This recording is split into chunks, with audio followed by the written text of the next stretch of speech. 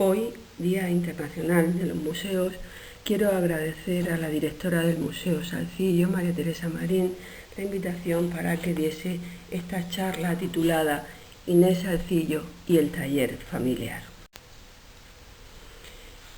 El origen de este tema comenzó en torno al año 2016-2017, en que precisamente en ese último año se cumplía el tercer centenario del nacimiento de Inés. ¿Qué se sabía de ella?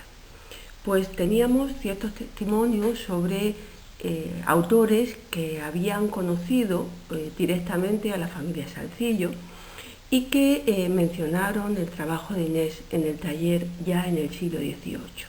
Vado comentaba que juntaba a las habilidades propias de su sexo no solo las de dorar, dibujar y modelar, sino también encarnar las estatuas que ejecutaba su hermano don Francisco. Rejón de Silva, traductor de Leonardo, de Da Vinci, de Alberti, también escribía a finales del siglo XVIII: Salcillo no se separó de la vista y cuidado de su amada madre y hermanos menores a quienes asistió como padre hasta que tomaron estado.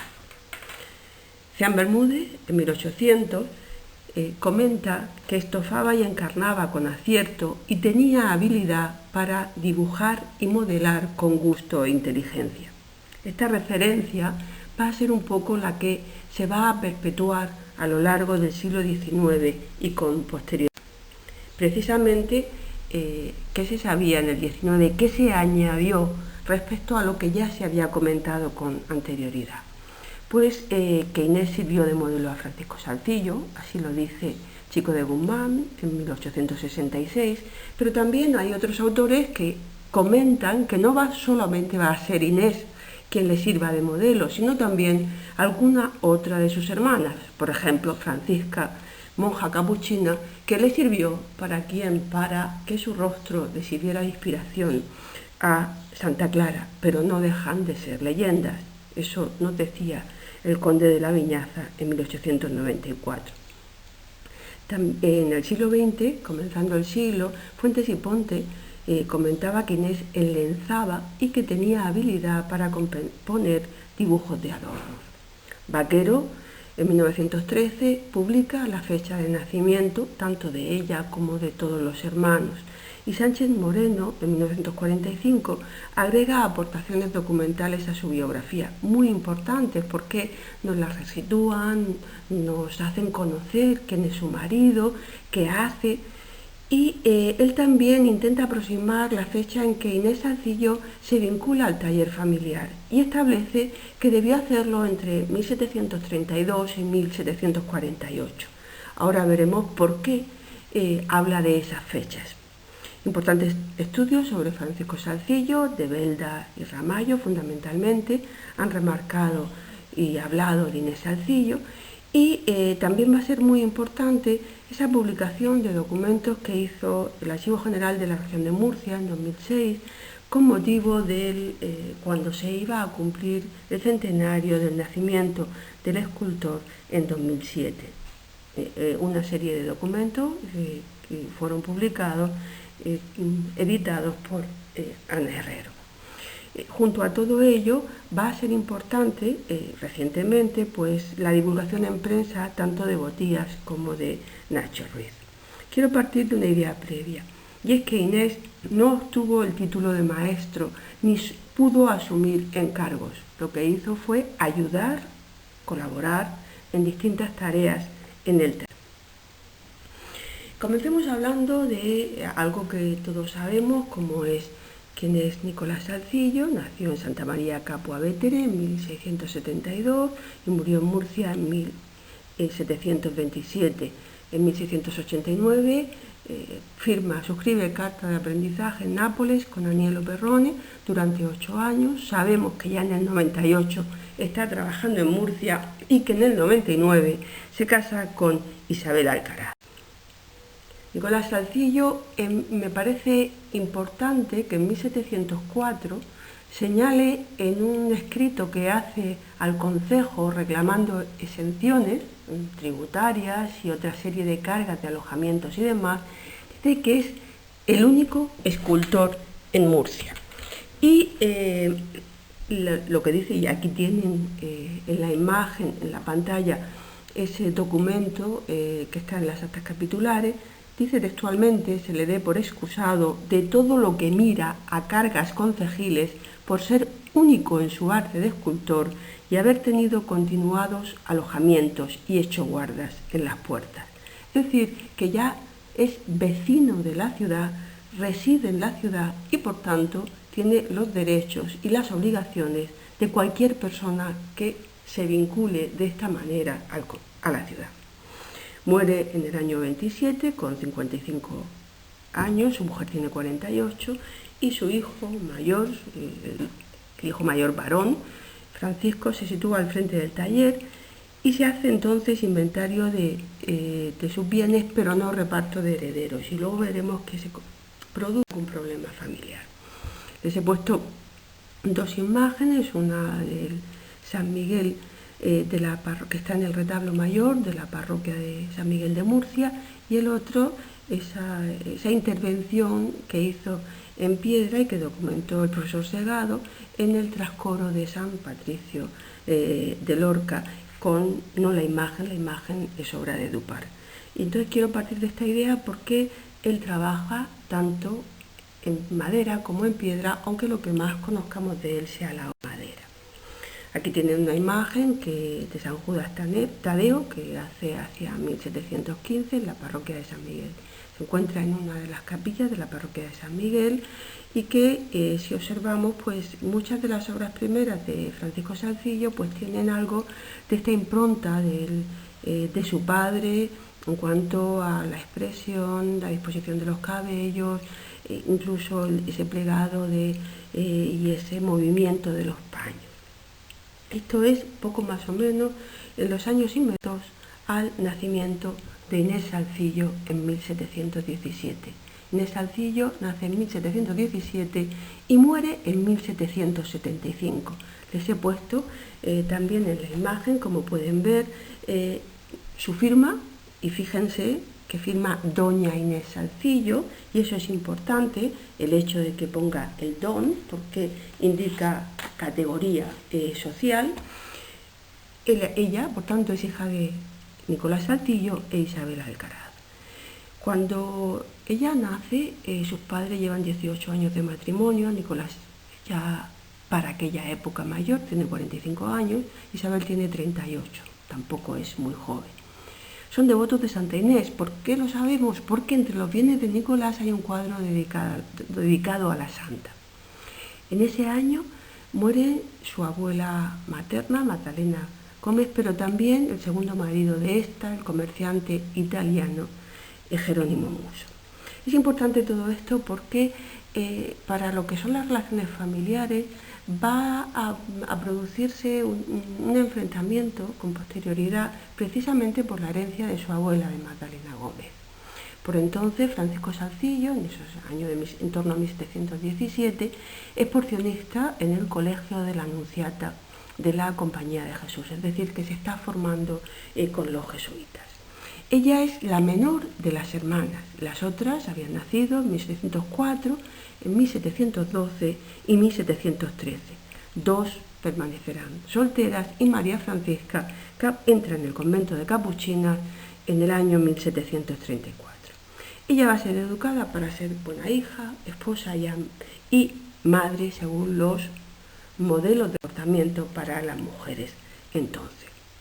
En cuanto a sus hermanos, Francisco nace en 1707, como todos saben, y muere en 1783, y José y Patricio también van a colaborar en el taller.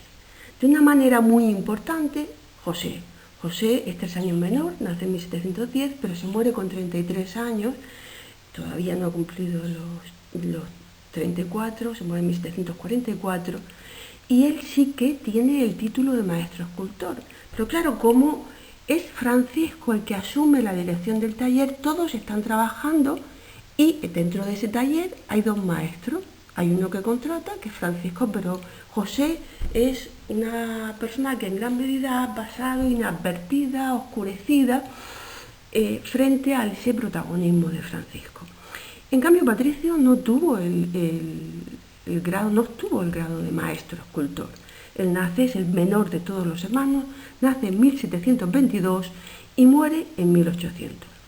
Junto a Inés, los tres hermanos varones y ella participaron activamente en el taller.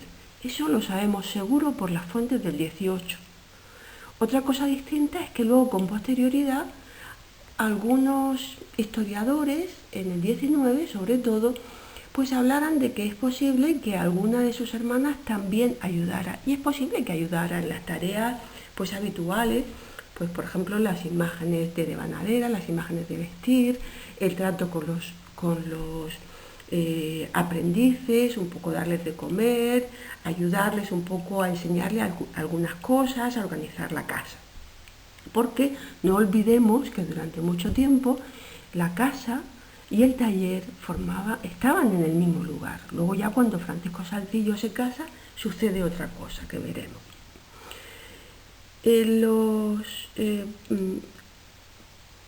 Francisco Salzillo se encarga directamente de sus hermanos al morir su padre, y con respecto a Patricio funda patronatos sobre ciertas posesiones para que él acceda al estado sacerdotal. Consigue el permiso con anterioridad, pero cuando hace la fundación ante notario va a ser precisamente en 1744.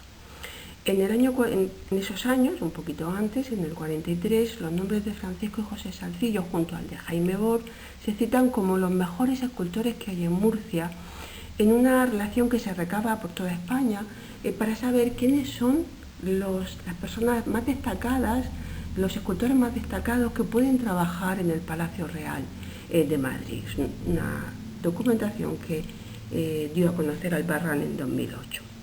También Francisco y José, junto al escultor Francisco González, dan a poder para evitar entrar en el sorteo de milicias y las concejiles. En el año 44, en enero, la madre de los Salzillo, Isabel Alcaraz, hace testamento. Es muy importante este documento porque revela que la situación no va bien. El taller, yo creo que tienen bienes, pero no tienen suficiente liquidez. Porque es importante destacar que están presentes todos los hermanos cuando ella otorga testamento, menos Francisca, que es capuchina y ha entrado en el convento. Y todos atestiguan que Francisco pagó las deudas paternas. Su padre había muerto en el 27, han pasado muchos años. ¿Por qué tantos años después tienen que hacer esa declaración? También señalan que amplió la casa que habitaban, que costeó censos, que proporcionó a su madre y a sus hermanos cuanto necesitaron, dice textualmente, para su manutención y mayor decencia. He mantenido la ortografía original de los documentos.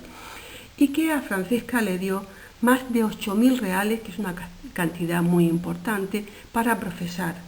Y añade que ese dinero salió de su industria y trabajo de escultura.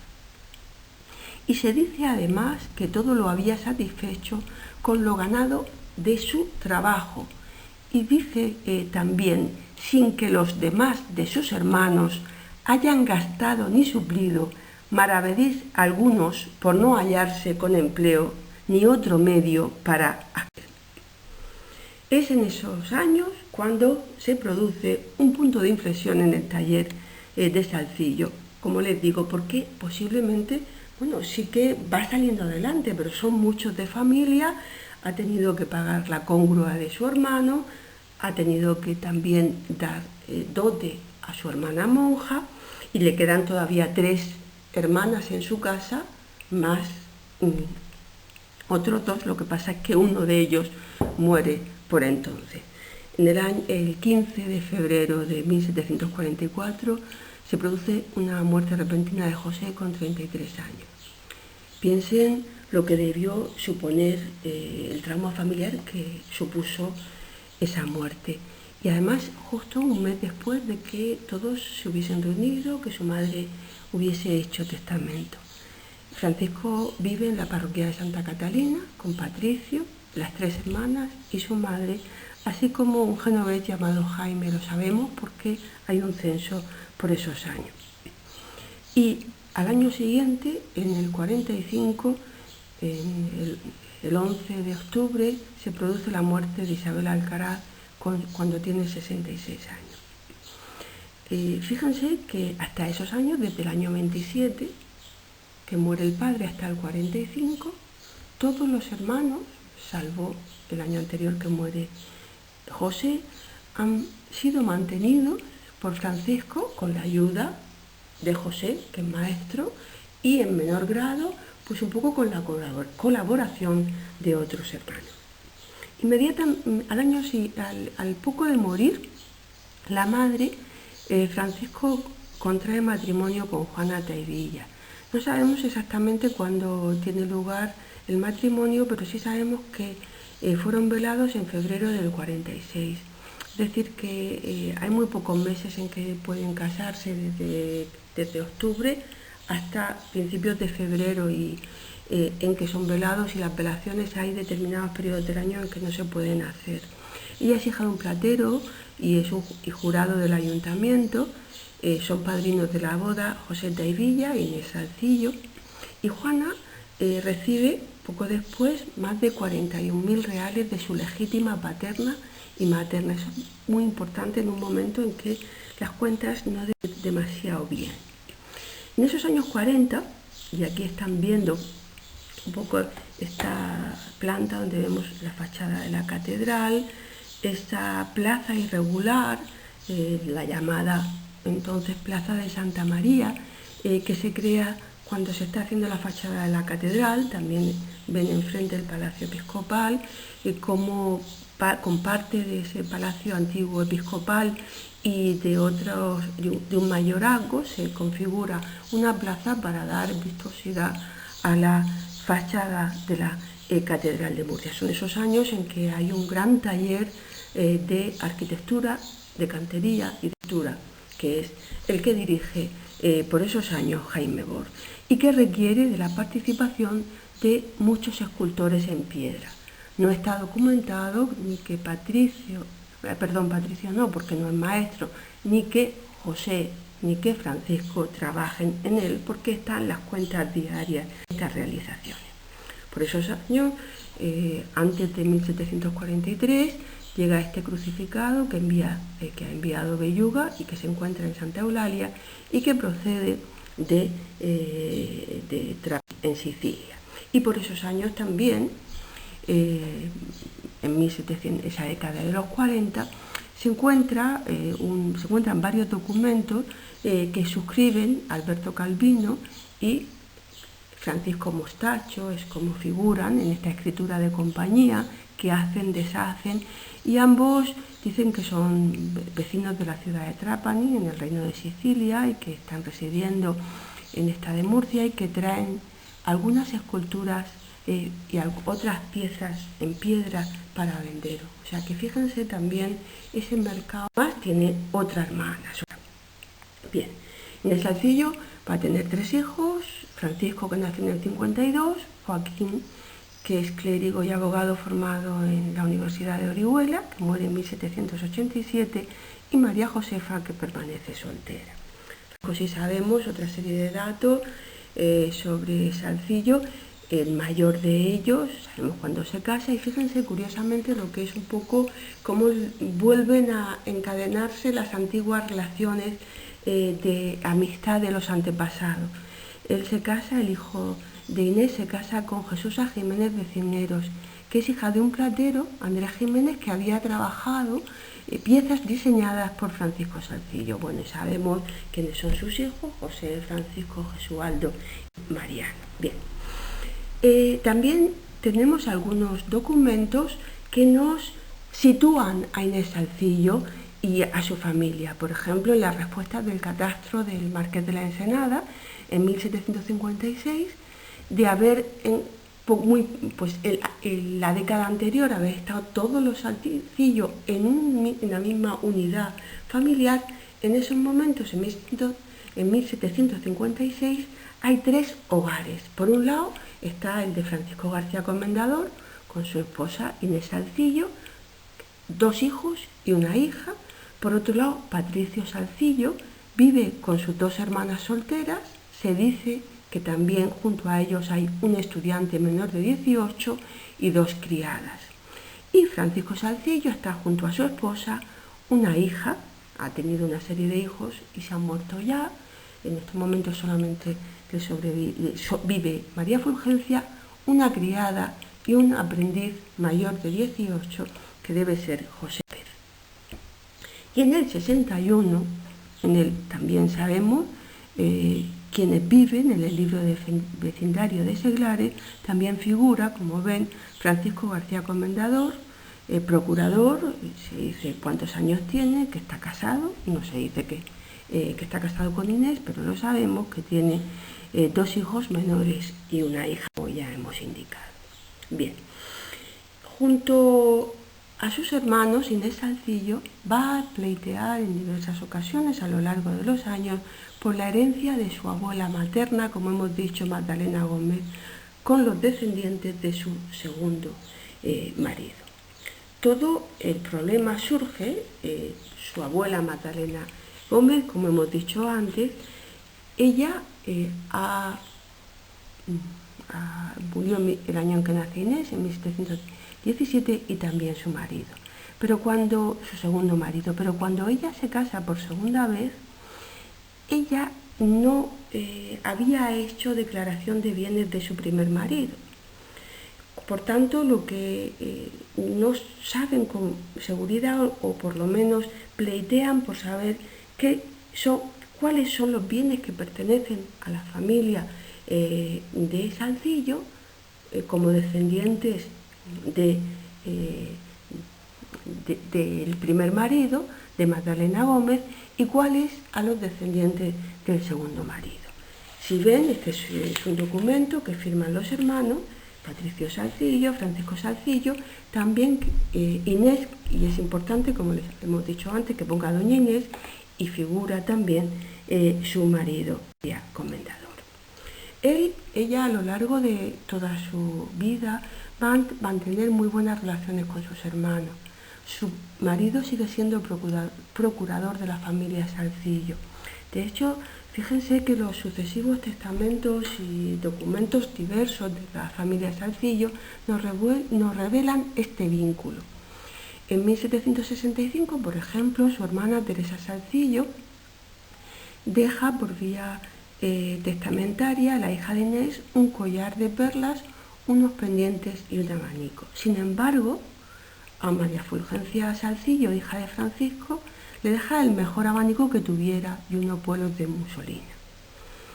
En el testamento de Francisco Salcillo, también en ese año, uno de los testamentos, que él ya está viudo y dice estar gravemente enfermo, nombra albaceas a su cuñado Francisco García Comendador, prueba de que mantiene unas buenas relaciones con él y con su hermana, y a la vez él lo nombra curador ad litem de su hija.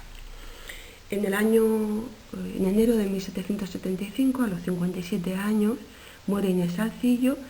Lleva 26 años de casada y su marido le sobrevive hasta 1780 y nombra albaceas su marido a Patricio Salcillo, prueba que también un poco tras la muerte de Inés mantiene la relación con su familia política. Tanto Inés como su marido son enterrados en Capuchina. Según tradición familiar, todos los Salcillo han tenido un vínculo muy estrecho con capuchinas. Su hermana entró en el convento de Capuchinas, pero ya con anterioridad su madre deseó enterrarse en ella. Aquí ven el acta de defunción de Inés Salcillo en 1775 en la parroquia de San Miguel. Aquí ven también que en ese mismo año nace José, su primer nieto, el primer nieto de Inés Salcillo, y ella no lo llega a conocer por pocos meses, y a los 5 años muere, en 1780 muere y es enterrado en el convento de San Francisco. Hasta aquí un poco lo que son los datos de su biografía, que nos hacen entender un poco la razón de ser de muchas cosas, y también un poco que ella va a estar vinculada al taller familiar hasta el año 48, en que, finales del 48, diciembre del 48, en que se casa. Y quiero hablar un poco de lo que es las diferentes formas de entender el taller que tuvieron tanto Nicolás como Francisco. Nicolás establece el taller, tiene el respaldo económico de su mujer. No olvidemos que Isabel Alcaraz tiene una dote importante, dote de 12.522 reales, y además recibe 5.500 en arras y donación propter nuptias, y Nicolás luego tiene ese respaldo económico para formar el taller. Es cierto que tiene que nacer de la nada y tiene que ir haciendo sus clientes y creándose su fama. Él en su taller va a comenzar a formar tanto a su hijo Francisco como a su hijo José. Evidentemente que José tiene que concluir su aprendizaje con su hermano, puesto que él nace en 1710 y cuando se muere su padre en 1727, él no ha podido acabar su formación. Francisco continúa el taller, pero ¿por qué digo de un taller en la familia a un taller familiar? Porque el taller existe, pero lo va a plantear de otra forma. Nicolás quiere que sus dos hijos, no sabemos si el tercero, porque en el fondo es que cuando se muere su padre, Patricio es muy pequeño, pero los dos mayores quiere que sean escultores. En cambio, cuando Salcillo se pone al frente del obrador, tiene que asumir deudas, sacar adelante a la familia, a su madre y a sus hermanos, que en ese año 27 tienen 24, la hermana mayor, 17, 15, 10 y 5, 14, bueno, 24, 17, 15, 14, 10 y 5. Y él lo que va a hacer va a ser implicar a sus hermanos en el obrador, es decir, efectuar otras formas de participación, una enseñanza no reglada. Ellos ayudan en el taller, Patricio e Inés, aunque ellos no sean maestros, no alcancen el grado de maestro y por tanto no puedan asumir encargos propios, pero desempeñan unas tareas muy importantes. Por Inés, y quiero destacarlo, Inés sabe leer y escribir, y este documento lo hemos visto antes, firma doña Inés Salcillo, es una letra, tiene buena letra, firma junto a su marido. Le debe enseñar Francisco, porque las otras hermanas de Francisco Salcillo y de Inés no saben firmar, por lo menos al principio. Y su madre, Isabel Alcaraz, tampoco. Luego él entiende la formación de la mujer de otra forma, de otra manera. Él va a formar a Francisco Salcillo y a Inés Salcillo y Patricio de una forma distinta. Por tanto, si Isabel Alcaraz no sabe leer ni escribir, no pudo enseñar a sus hijas, tiene que ser Francisco.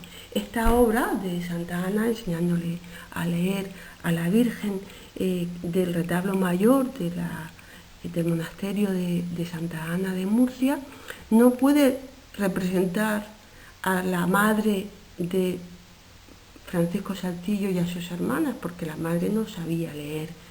En todo caso, podría ser otro vínculo familiar, sí podría ser, Inés sin enseñarle a sus hijas. Pero el examen de maestro, ¿por qué ella no alcanza la maestría? ¿Cómo se consigue? Pues en función de cómo se está regulado por las disposiciones del rey, ordenanzas y acuerdos municipales, ordenanzas de gremios y cofradías. Pero también en el caso de los escultores en esa época, por las costumbres, y como se dice muchas veces desde tiempo inmemorial, y en esos momentos también va a cambiar a partir de la creación de la academia en la segunda mitad del siglo XVIII, primero la de San Fernando a mitad del siglo XVIII y luego las sucesivas academias. Quiere decir que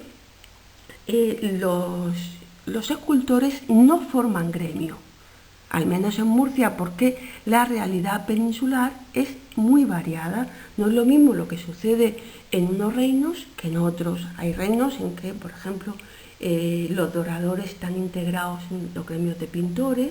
En el caso de Murcia no forman gremio los pintores. O, por ejemplo, que los escultores lo están en el gremio de carpinteros, aunque tengan un examen independiente. Pero en el caso de Murcia hay que pensar que los requisitos pues son parecidos a los que sucedía con los artistas o los artífices o los artesanos gremiales. Hay una exclusión en razón de sexo, raza, religión y oficio. Los requisitos es haber pasado los años estipulados como aprendiz y oficial, hacer justificación de vida, fama y costumbres. En ese sentido, son muy importantes los testimonios y la oralidad, ser hijo de cristiano viejo, limpio de toda mala raza y no castigado por la Inquisición u otro tribunal, y aunque no esté regulado por unas ordenanzas que no existían en el siglo XVIII en el Reino de Murcia, en el caso de los escultores, pero la tradición va a hacer que esas normas de comportamiento también sean las vigentes. Como consecuencia de todo ello, hay una restricción para ejercer a los judíos, se dice textualmente, a los moros, gitanos, esclavos, libertos, oficios viles, etc. Evidentemente, las cartas de examen, por ejemplo, les he puesto aquí una de Alarife en Lorca, hay una rigurosidad en la identificación del examinado. ¿Por qué? Porque puede venir una persona de otro lugar que nadie la pueda saber quién es. Entonces suele haber, sobre todo en Lorca, una descripción de la persona que se examina, sea oficial o sea maestro, y se indica un poco su edad y si es vecino y mucho más si es forastero, pero la descripción es similar. Aquí les he puesto un extracto de esta carta de examen de Bartolomé Sánchez Amorós, de la Villa de Orce, en el Reino de Granada, que tiene 57 años y es de 1732, años en que, en torno a esos años, ya muy joven, empezaría a realizar alguna labor, Inés Salcillo en el taller. Y si ven, aquí dice que es vecino de la Villa de Orce, en el Reino de Granada, que es un hombre de buen cuerpo, picado en el rostro de vihuelas, ojos pardos, pelo castaño y entrecano, con un bulto pequeño, etcétera, etcétera. O sea, de manera que hay una carta de examen que no sucede con el caso de los escultores en ese acceso a la maestría. Aquí ven, por ejemplo, la carta de aprendizaje de José López con Francisco Salcillo. Y dice que tras cumplir los años que se han estipulado entre Francisco Salcillo y José López, una vez que hayan terminado ese periodo de tiempo, Francisco Salcillo lo va a dar por hábil y suficiente en la facultad de escultor. Es decir, que tras pasar esos años que están por costumbre estipulados, que el aprendiz y luego el oficial se forme junto a un maestro, pues ese maestro último lo va a dar si sabe trabajar por hábil y suficiente, es decir, lo va a poder ejercer como maestro. Y les pongo esta cara del examen, pero fíjense que cuando José Salcillo que junto con José López, que junto con Roque López son los dos discípulos conocidos que se forman junto a Francisco Salcillo, según consta por documentación. José López entra en el taller de Salcillo antes de suscribir notarialmente una obligación entre las partes. Y prueba de ello es que hay un poder de la madre de José López, viuda de Ginés López Pérez, y un inciso. Este Ginés López Pérez es un escultor que se ha formado con Nicolás Salcillo, y su viuda pone a su hijo con Francisco Salcillo. Es decir, que el padre de José Salcillo se ha formado con Nicolás Salcillo, y luego el hijo de Ginés López Pérez se va a formar con Francisco Salcillo. Pues esta viuda de Ginés López Pérez da poder, ella vive en Caravaca, y dice que ha más tiempo de un año que tiene puesto a José López Pérez, su hijo, y del dicho su marido, con don Francisco Salcillo, maestro de escultor, vecino de la ciudad de Murcia, para que le enseñe dicho arte, y respecto de que para ello es necesario practicar el contrato correspondiente, hace este poder. Es decir, que simplemente por un acuerdo de palabra, José López está trabajando junto a Francisco Salcillo. Quiere decir que por eso muchas veces nunca conoceremos con quiénes se formaron algunos de los escultores o de los pintores, porque simplemente con la palabra tenía un valor esencial. Fíjense, por ejemplo, respecto a este acceso a la maestría, lo que pone en la carta de aprendiz de Roque López con Francisco Salcillo. Roque López, que nace en el año 47 y muere en 1811. Y dice, entra en el 65 por 8 años, y dice que le va a enseñar para su mayor inteligencia práctica. Casi nunca se dice qué van a hacer, qué labores van a desempeñar. Simplemente se dice el periodo de tiempo y cuáles van a ser los derechos y los deberes de las partes. En este caso es importante, como ya destacó el profesor Belda, que dice que va a ejercitar por sus propias manos. Es decir, que Francisco Salcillo le va a dejar a Roque López que trabaje con las manos. Sabemos que va a poner sus manos sobre la madera. Bien.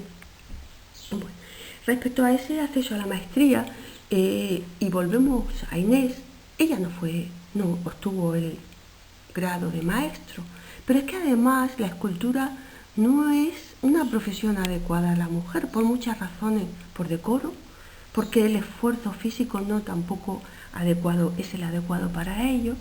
Es distinto que colaborara en el taller cualquier mujer, bien con sus padres, con sus maridos e incluso con sus hijos, de otra manera, algunas simplemente pues ayudando pues en otras labores, porque como hemos dicho antes, normalmente el taller estaba en el mismo lugar en el que vivían y donde vivían también los oficiales y los aprendices, porque la mayoría tenían régimen interno.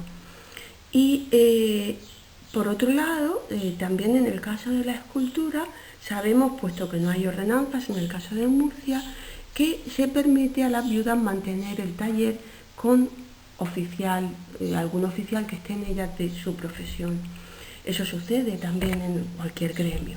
Y lo sabemos porque, por ejemplo, en el catastro del Marqués de la Ensenada, cuando describe a los escultores, como hemos visto antes, también cita a Josefa Gilaber, que dice que es viuda y que tiene un hijo mayor, y que tiene a Antonio Gras, que es oficial de escultor, y tiene también a 2 sobrinas.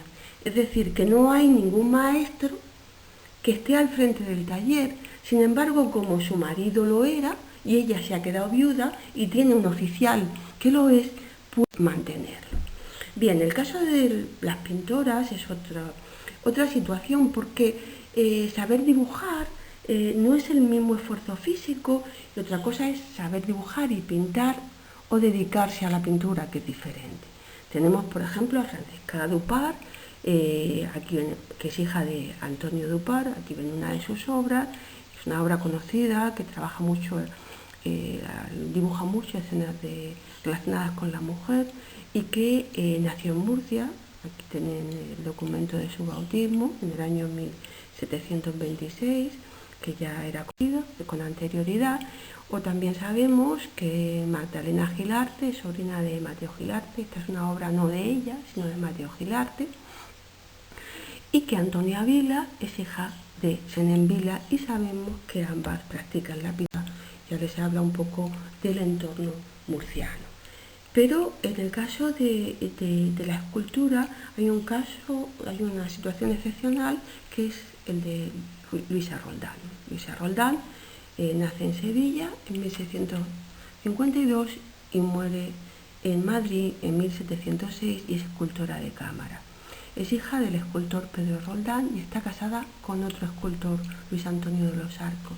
Entonces, como hemos dicho antes, evidentemente tiene su marido sigue siendo escultor y su padre lo era. Se formó con el padre, su marido también se forma con su padre. Además, sus hermanas, María Roldán, casada con Matías Brunenque, lo fue, o Francisca Roldán, esposa y madre de escultores, José Felipe y Pedro Duque Cornejo, trabajaron en el taller. Si bien solamente Luisa, sabemos que alcanzó el título de maestra y es una excepcionalidad. También practicaron la escultura Andrea y Claudia de Menas, hijas de Mena. Bien, ¿en qué obras pudo trabajar Inés Salcillo en este contexto? Pues en las que realizó en esos años 30 y 40 hasta finales del 48. ¿Y qué obras hizo entonces? Pues, por ejemplo, pudo ayudar en el retablo mayor de San Miguel de Murcia, donde realizó 6 de los 7 arcángeles, puesto que el titular del templo, San Miguel, lo había realizado 2 décadas antes su padre, Nicolás Salcillo. Ven, por ejemplo, esta imagen de la fe que culmina el retablo, que está en el ático del retablo, con un cáliz en la mano derecha y una cruz que no se conserva entera en la izquierda, y que la pongo porque también es una obra, una virtud que realmente no es lo habitual en Salcillo, que lo que más conocido han sido las imágenes de devoción.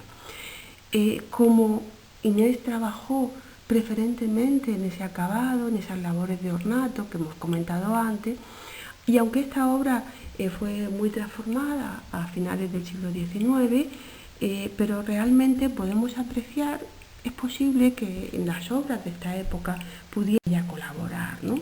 Por ejemplo, este retablo de los años 40, y estaba dedicado, y de hecho todavía vemos que se mantiene esa dedicación a San Nicolás, como se refleja en el atributo del ático, aunque ahora mismo no esté San Nicolás, pero los ángeles niños que están sosteniendo, como adelante, sosteniendo esos capiteles, o esos ángeles mancebos que están en los derrames, pues posiblemente pudo haber colaborado en esas carnaciones Inés Salcillo.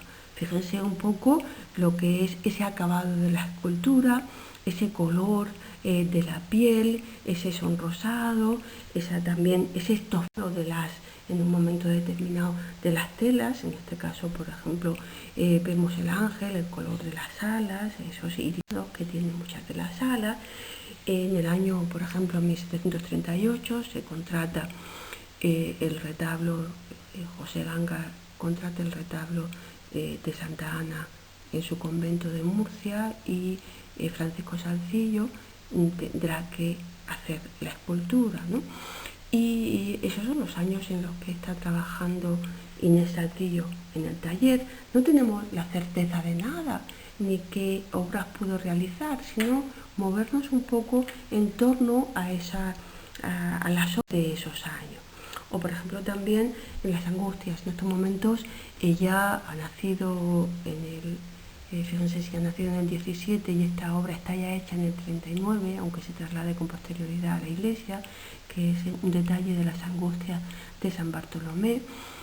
Pues ella tiene 22 años, por tanto pudo perfectamente haber colaborado en el taller de Francisco Salcillo, ¿no? Bajo su dirección. Y fíjense, por ejemplo, las distintas carnaciones, ese color de la piel distinto. Estamos viendo esa mano de Cristo muerto, el rigor mortis, o por ejemplo esas carnaciones de ese niño entristecido, pero sin embargo esos colores de la piel diferentes. O también la Virgen de la Leche, que aunque era una obra que se consideraba posterior, pero casi con toda seguridad hay que adelantar su cronología. Y son los años en que también Inés está en el taller, esta Virgen que estaba en el oratorio de Marini Lamas, racionero de la Catedral de Murcia, que también le encargó a Francisco Salcillo la realización del San Jerónimo para la capilla en un colateral del altar mayor de San Pedro de los Jerónimos de la Ñora, pero en este caso era para su oratorio doméstico. Lo que pasa es que luego pasó a su hermano, de ahí a la catedral, y hoy está en el museo.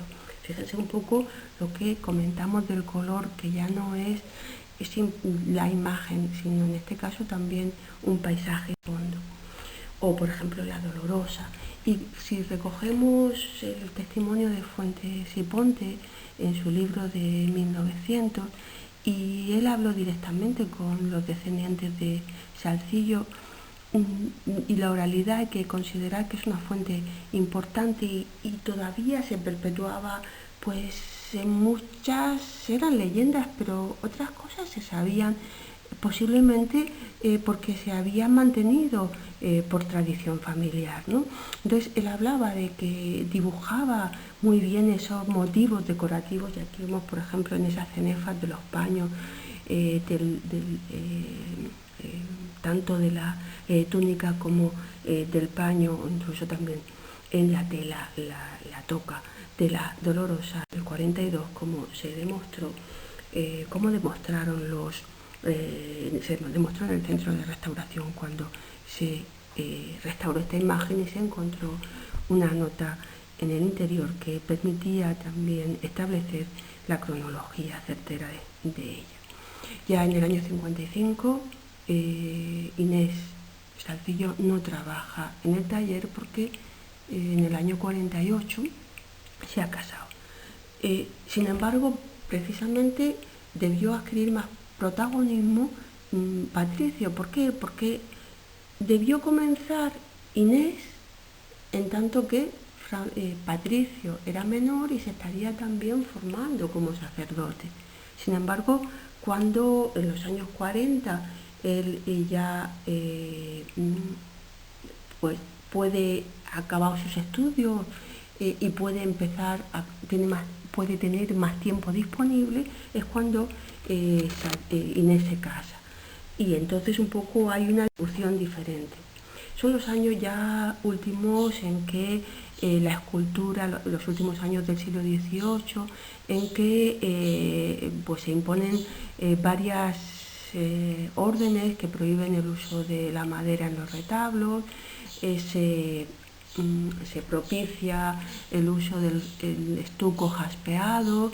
Ya las imágenes que figuran en los retablos, como en este caso de Pablo Sirtori, en este retablo mayor para Santa Eulalia, si ven, estas no son imágenes de devoción, que son virtudes, pero de cualquier modo, también las imágenes como las que están hace también Sirtori en este temple sobre lienzo que hace para la Iglesia de Jesús, donde está el Museo Salcillo. Son imágenes en blanco, como estamos viendo, o como por ejemplo también se hará avisar en estos ángeles del tabernáculo de San Juan Bautista de Murcia. Son años en que la escultura va a sufrir una transformación importante. Finalmente, un poco unas consideraciones finales sobre Inés. Inés Salcillo aprendió con su hermano Francisco, quien tras la muerte de su padre asumió el compromiso moral de atender a su familia y va a formar preferentemente a sus hermanos pequeños, como son Inés y Patricio. Aunque Inés no obtuvo el título de maestro, ni pudo asumir encargos, no porque Francisco no quisiera, sino por la situación que se vivía, ayudó y acometió tareas de diferente significación, especialmente en el acabado de la obra. Contribuyó a afianzar el obrador familiar y a consolidar la fama temprana de Francisco Salzillo hasta su matrimonio en 1748. Evidentemente que es muy difícil delimitar su praxis en obras concretas porque de alguna forma va a estar oscurecida en la labor cooperativa en el taller, pero sucede en todos los talleres, en todos los grandes talleres fundamentalmente. Pero eso no es óbice para no destacar que realizó una labor importante y no remunerada como tantas mujeres de su tiempo que colaboraron en talleres familiares, pero queda mucho por saber y muchos interrogantes por resolver. Muchísimas gracias.